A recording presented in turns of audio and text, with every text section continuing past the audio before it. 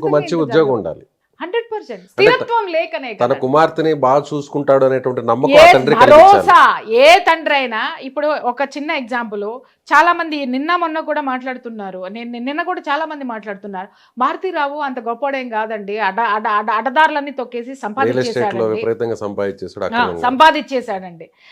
సరే, దాన్నే నేను యాక్సెప్ట్ చేస్తానండి. ఎవరి కోసం సంపాదించాడండి? కుటుంబం కోసం. కూతురు కోసం.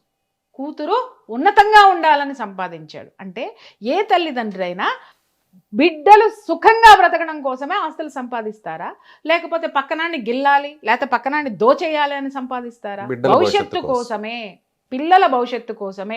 నేనెన్ని కౌన్సిలింగ్లు చేసి సంపాదించినా, లేదా మావారెంత ఇది కష్టపడి సంపాదించినా, మీరెంత ఇది చేసినా, మన పిల్లలకు ఒక బంగారు భవిష్యత్తు ఇవ్వడానికే మనం ఆ సంపాదన లేకున్నా కానీ పిల్లలు సంతోషంగా ఉండాలి.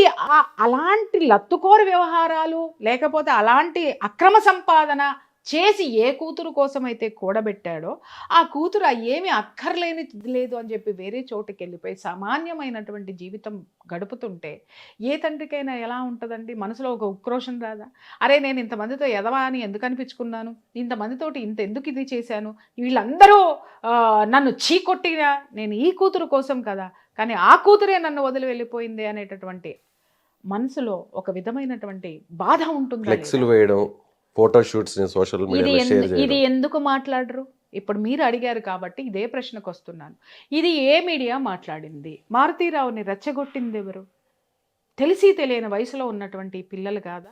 అతని ఇంటి ఎదురుగుండా లేదా ఊర్లో పోస్టర్లు వేసి ఆయన క్లియర్గా, నేను ఎందుకంటే అక్కడ మా సీనియర్ జర్నలిస్టులు కూడా ఉన్నారు, నేను వాళ్ళని పంపించాను. అక్కడ ఉన్నటువంటి మారుతీరావుకి సంబంధించినటువంటి వాళ్ళు కాకుండా మారుతీరావు వ్యతిరేకులను కూడా నేను అడిగాను. నేను